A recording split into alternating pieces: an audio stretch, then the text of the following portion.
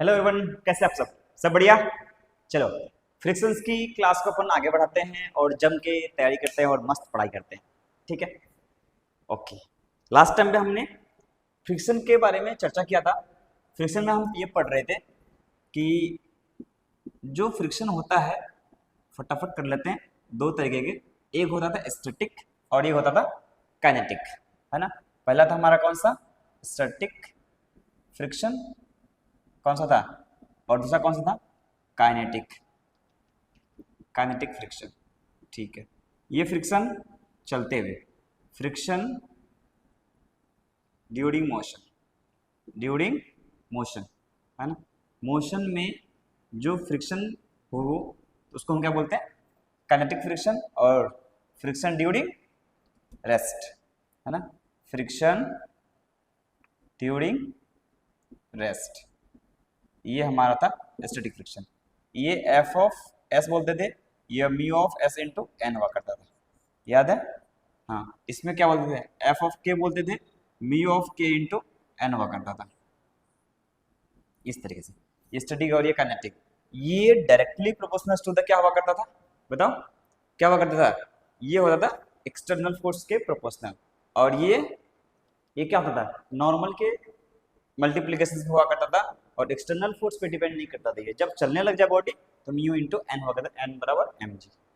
ठीक है, तो इसका ग्राफ अगर ध्यान में अगर याद हो तो आपको ऐसे करके मैंने बनाया था कि यहाँ पे फ्रिक्शन है और यहाँ पे क्या है, एफ एक्सटर्नल है, और ये इस तरीके से गया है और यहाँ फ्लैक्चुएट होकर फिर ये ऐसा गया था। यहाँ बोला था मैंने एफ ऑफ के है, और यहाँ पे क्या है, एफ ऑफ एस लिमिट है, एस कौन सा, लिमिट, है ना। और यहाँ पे इस तरीके से, है ना, ये कौन सा कंडीशन था, एफ ऑफ एस वाला, और ये यहाँ से यहाँ तक एफ ऑफ के वाला इधर था, यानी कि एफ ऑफ के इधर है, एफ ऑफ एस ये एरिया वाला, यानी कि इसमें एफ ऑफ एस बोलो और इसमें एफ ऑफ के बोलो, ऐसा वर्क करता था। ठीक, आई होप आपको ये रिवीजन भी समझ में आई होगी।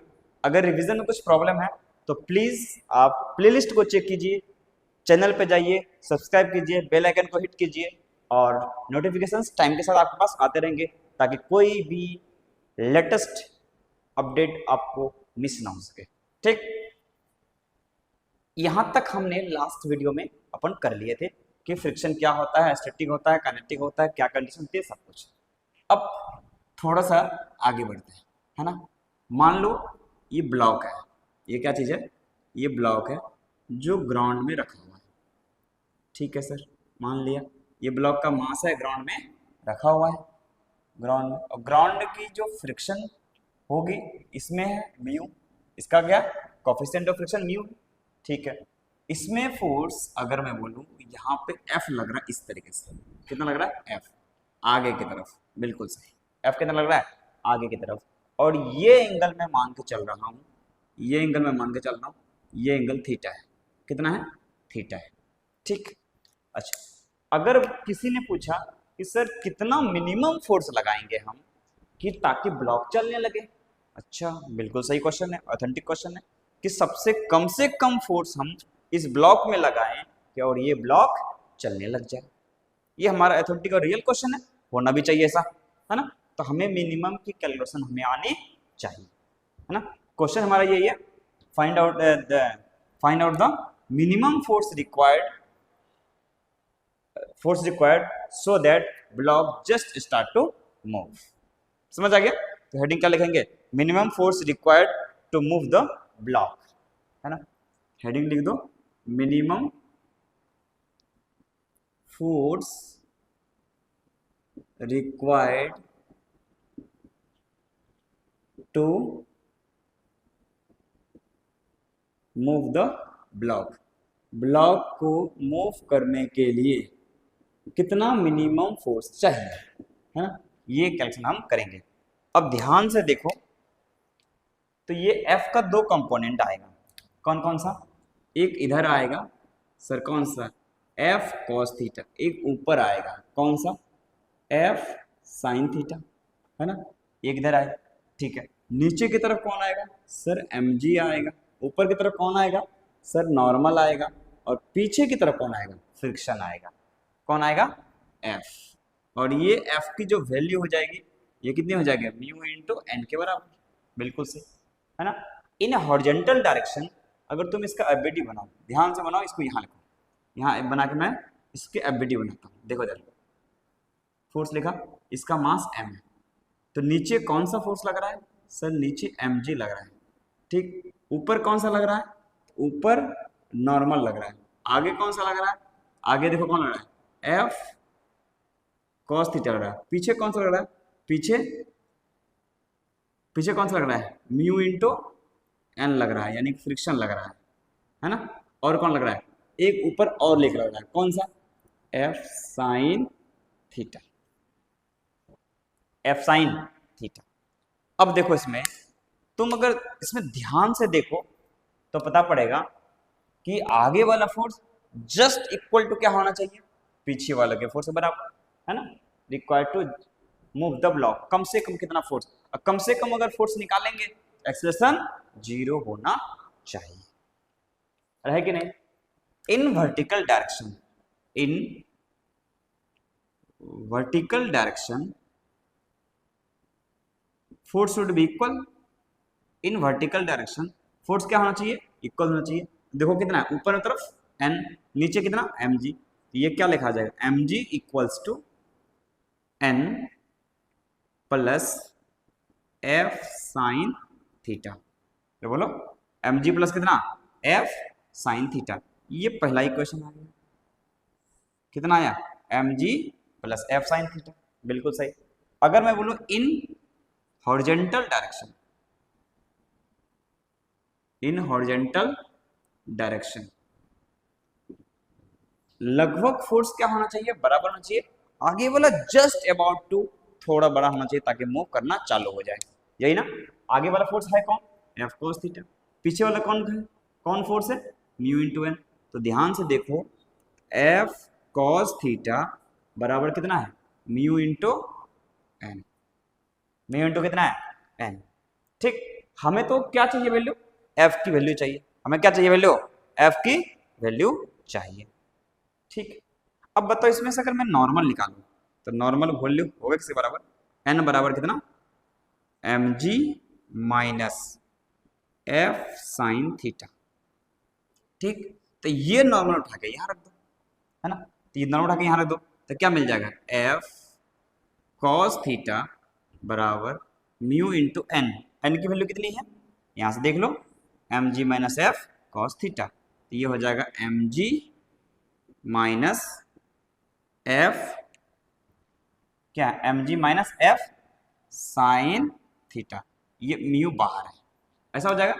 देखो एफ की वैल्यू कितनी आई, F cos theta equal to कितना, mu M G minus, multiply करो तो म्यू एफ साइन थीटा, इसको उठा के इधर ले आओ तो क्या मिलेगा, देखो एफ कॉस थीटा ये plus mu F sine theta बराबर कितना, म्यू एम जी। देखो ध्यान से, म्यू एम जी, इस तरीके से हमको एफ निकालना है, तो एफ को अलग कर दो, एफ को क्या करो, अलग करो, तो ये हो जाएगा F into cos theta plus कितना, यहाँ बताओ यहाँ क्या बचा, म्यू इंटू साइन थीटा बराबर म्यू एम जी के बराबर, बिल्कुल सही। अब देखो एफ की जो वैल्यू आई है वो कितनी आई है, म्यू एम जी बाय कितना, cos theta plus mu sign theta, ये हमारा एफ का इक्वेशन आ गया, ये हमारा क्या आ गया, एफ का इक्वेशन आया। ठीक है, ये हमारा क्या आ गया, एफ का इक्वेशन आया। एफ की इक्वेशन कितनी आई है, म्यू एम जी बाय में cos theta plus mu sign theta, ये इसके बराबर हमारा इक्वेशन आया। अब हमको इस वैल्यू को करना क्या है, मिनिमम, क्या करनी है, मिनिमम। देखो मैं यहां कर देता हूं इसको, ठीक, इसको यहां करता हूं, या ऐसे कर लिख रहा हूं, ठीक है। देखो ध्यान से, हमको मिनिमम फोर्स चाहिए, for minimum, for minimum, minimum force for minimum force क्या होना चाहिए, cos theta plus mu sign theta is maximum. नहीं समझ आया है ना। अगर मेरे को एफ मिनिमम निकालना है, क्या निकालना है, एफ मिनिमम करना है, तो ऊपर तो सेम रहेगा, लेकिन नीचे का वैल्यू अगर मैं बढ़ा दूं, नीचे का वैल्यू क्या कर दो, बढ़ा दूं, तो ये वैल्यू अपने आप छोटा हो जाएगा। तो ये क्या होना चाहिए, मैक्सिमम। ये क्या होना चाहिए ना, फॉर मिनिमम एफ यानी फोर्स एफ शुड बी, क्या होना चाहिए बताओ, F should be, F is मतलब cos theta plus mu sign theta is maximum. बिल्कुल सही है ना। मान लो x इज इक्वल्स टू कितना, cos theta plus mu sign theta, ये x है। इस x फंक्शन को क्या करना है, मिनिमम करना है, क्या मैक्सिमम करना है, क्या करना है, मैक्सिमम। फॉर मैक्सिमा क्या बोल सकते हैं, फॉर मैक्सिमा देख लो, for maxima D X, variable कौन है, थीटा, तो D X by D theta बराबर जीरो करो, क्या करो, जीरो करो। अब ये जीरो करने से मेरे को पता पड़ेगा कि थीटा का वैल्यू होगा कितना, थीटा का वैल्यू होगा कितना। ध्यान से देखो, मैं कर रहा हूं D X by D theta, D दो, यहाँ क्या कर रहा हूं, D X by D theta, ठीक, कॉस थीटा का डिफरेंशिएशन, कॉस थीटा का डिफरेंशिएशन कितना हो जाएगा, माइनस साइन थीटा, बिल्कुल सही, प्लस म्यू तो कांस्टेंट है, साइन थीटा का डिफरेंशिएशन कितना हो जाएगा, कॉस थीटा, ये हो जाएगा कॉस थीटा और बराबर zero.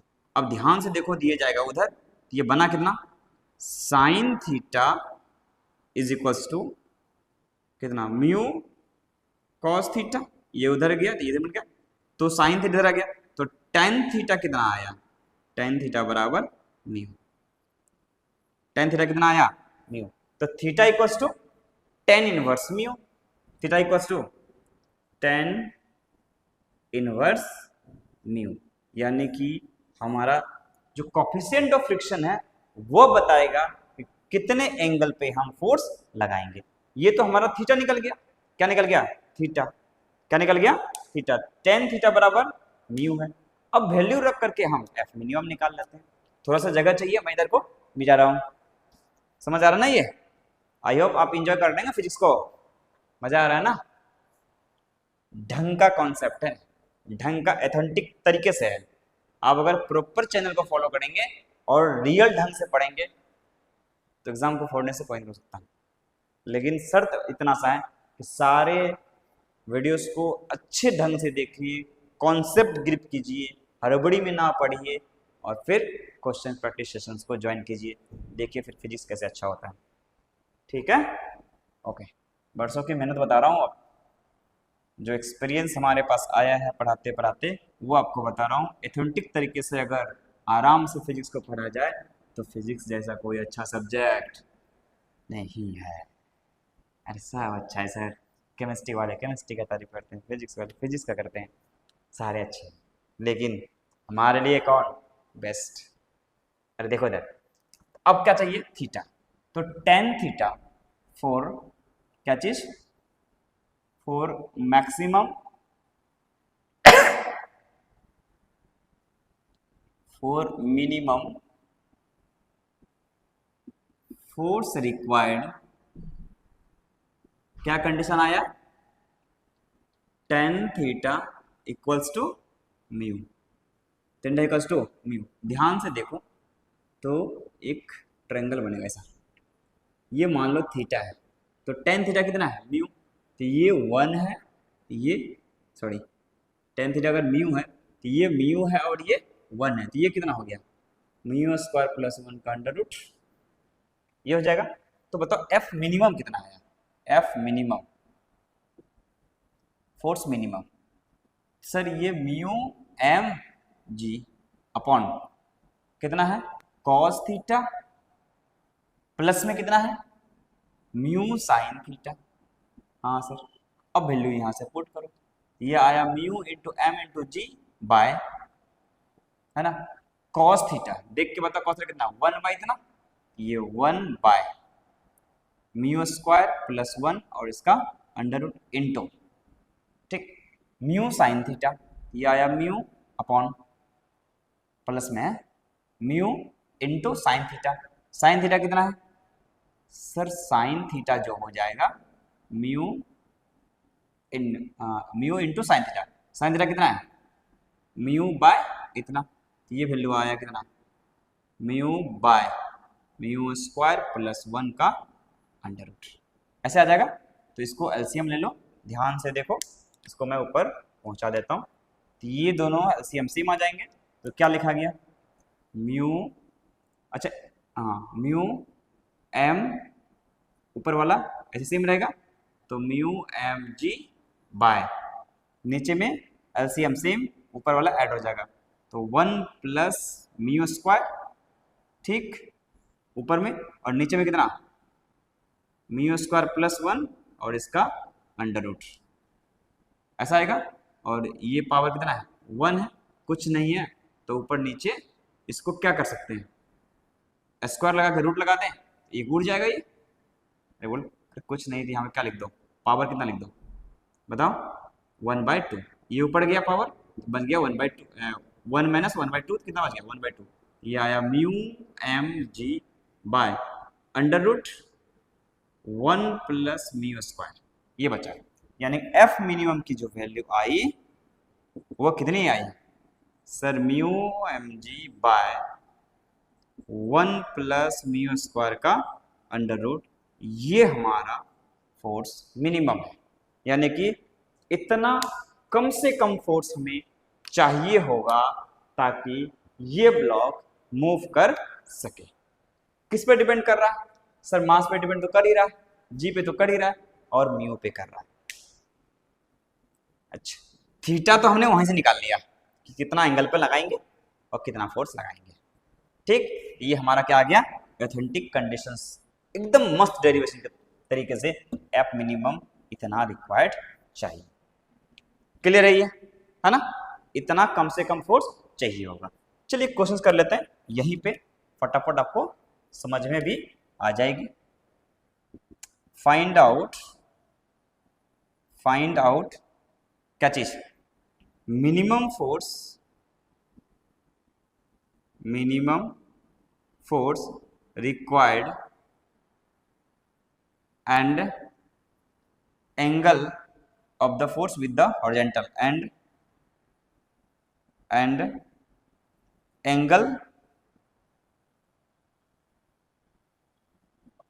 angle of force, angle made by the force, angle made by applied force with the horizontal, so that block just start to move, block just move, start करना, start करे move करना। Question में इतना दिया हुआ है, यहां देख,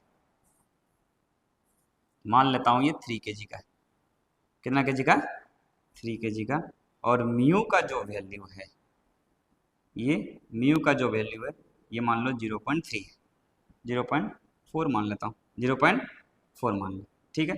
यहाँ एफ लग रहा है, एफ का वैल्यू निकालना है और थीटा निकालना है, और क्या निकालना है, थीटा निकालना है, ठीक। तो सर थीटा कैसे निकालेंगे, एफ कैसे निकालेंगे, पता कैसे पड़ेगा, अभी जस्ट पढ़ा है, टेन थीटा किसके बराबर होना चाहिए, म्यू के बराबर होना चाहिए। तो सर थीटा निकाल लेते ना पहले, है ना, तो टेन थीटा, सॉल्यूशन देख, टेन थीटा बराबर कितना होना चाहिए, म्यू, है ना, तो टेन थीटा बराबर कितना, म्यू का वैल्यू कितना है 0.4, तो 0.4, ये पॉइंट इधर में 10, ये 2 और ये 5, तो थीटा इक्वल टू कितना आया, ध्यान से देखो, 10 इनवर्स 2/5, ये कंडीशन है, इस थीटा पे मिनिमम फोर्स लगेगा, इस थीटा पे मिनिमम फोर्स लगेगा, ठीक। पहला क्वेश्चन आ गया आंसर कि कम से कम मतलब हमारा थीटा कितना होना चाहिए जहां हम फोर्स लगाएंगे। अब दूसरा कंडीशन है एफ मिनिमम की वैल्यू कितनी है, कितना अच्छा हो गया ना कि हमें थीटा भी पता हो गया, इतना डिग्री में हमें फोर्स लगाना है और कितना कम से कम फोर्स लगाना है कि उस डिग्री में लगाने के बाद हमें आसानी से किसी सामान को पुल करके लेके चले जाएंगे, है ना। It is a real physics. समझ आया? ठीक है। तो एफ मिनिमम की वैल्यू कितनी है सर, ये देख लो। तो ये या तो ये तो याद रखते mu M G by 1 plus mu square का अंडर रूट इतना होता है। तो म्यू का वैल्यू सर 0.4, एम का वैल्यू 3, अच्छा जी का वैल्यू मान के बताऊँ 10, बाय में कितना 1 प्लस ये म्यू स्क्वायर, म्यू का वैल्यू 0.4, 0.4 स्क्वायर तो 0.16 और इसका अंडर रूट। ध्यान से देखो तो ये पॉइंट इधर में 10 तो 4 3 जा 12। तो एफ मिनिमम जो वैल्यू आया, अब क्या है, अब तो बस मैनिपुलेशन है। ये कितना आया 1.16, 1.16 ऊपर में कितना 12, तो ये 12 बाय अंडर रूट 1.16 न्यूटन। ये हमारा मिनिमम फोर्स है। इस एंगल पे लगाने के बाद ये चलने लग जाएगा। समझ आ गया? ये एकदम फुल पीएचडी हो रही है, ढंग से आप पढ़ेंगे तो कोई तकलीफ नहीं होगी, है ना। आ गया? ठीक है ना। यहाँ पे अपन इस प्लेलिस्ट में मस्त थ्योरी और ऑथेंटिक तरीके से कर रहे हैं। और एक मॉर्निंग में जो वीडियो आती है डेली सुबह 6 से 8 बजे के बीच में, आपको वो वाली वीडियो बताएगी कि इस एप्लीकेशन को किस तरीके से अप्लाई करना है ना। वो है प्रैक्टिस सेशन और ये है हमारा कॉन्सेप्चुअल थ्योरी सेशन। ठीक है, ओके। अब चलते हैं थोड़ा सा कॉन्टैक्ट फोर्स के तरफ कि sir friction force is the component of contact force, friction force is the component of contact force. ऐसा मैं कह सकता हूं कि friction force is nothing, it is the component of contact force. ठीक है, मिटा दूं? चलिए मिटा देते हैं। थोड़ी चर्चा करते हैं कॉन्टैक्ट फोर्स के बारे में कि sir contact force friction force भी है और नॉर्मल फोर्स भी है। अगर तुमसे किसी ने पूछ लिया कि find out the contact force, क्या पूछ लिया? Find out the contact force, तो कॉन्टैक्ट फोर्स अपन निकालेंगे कैसे, ये हमारे लिए सवाल हो जाता है ना। कि कॉन्टैक्ट फोर्स होता क्या है। अगर उसने पूछा है कॉन्टैक्ट फोर्स तो चर्चा किसकी कर रहा है, यानी किस बारे में चर्चा कर रही है, किसको कॉन्टैक्ट फोर्स बोला जा रहा है ना। तो हेडिंग डालिए friction as the component of contact force, है ना। हेडिंग डालिए कौन सा? Friction, friction as the component of contact force, है ना। फ्रिक्शन कैसा फोर्स है? कॉन्टैक्ट फोर्स है, बिल्कुल सही, है ना। चलो इसमें ध्यान से देखते हैं कि कॉन्टैक्ट फोर्स कैसे है, फ्रिक्शन फोर्स को कैसे यूज किया जाएगा, फ्रिक्शन फोर्स की क्या रेंज हो सकती है, कॉन्टैक्ट फोर्स क्या है ना। कॉन्टैक्ट फोर्स का मिनिमम वैल्यू कितना? मान लो ये ब्लॉक है, ये कैसा है? ब्लॉक है, ठीक। इसमें दो फोर्स लगेंगे, एक इधर फ्रिक्शन, इधर कौन सा? फ्रिक्शन। क्यों? क्योंकि एफ लग रहा है, मान लो इधर लग रहा है एफ, तो इधर में कौन लगेगा? ये अगर थीटा है तो कॉस थीटा साइन थीटा बस लगे। बस मेरा मकसद है कि इधर में कौन लगेगा? मास है तो इधर एम जी लगेगा, तो इधर में नॉर्मल भी लगेगा।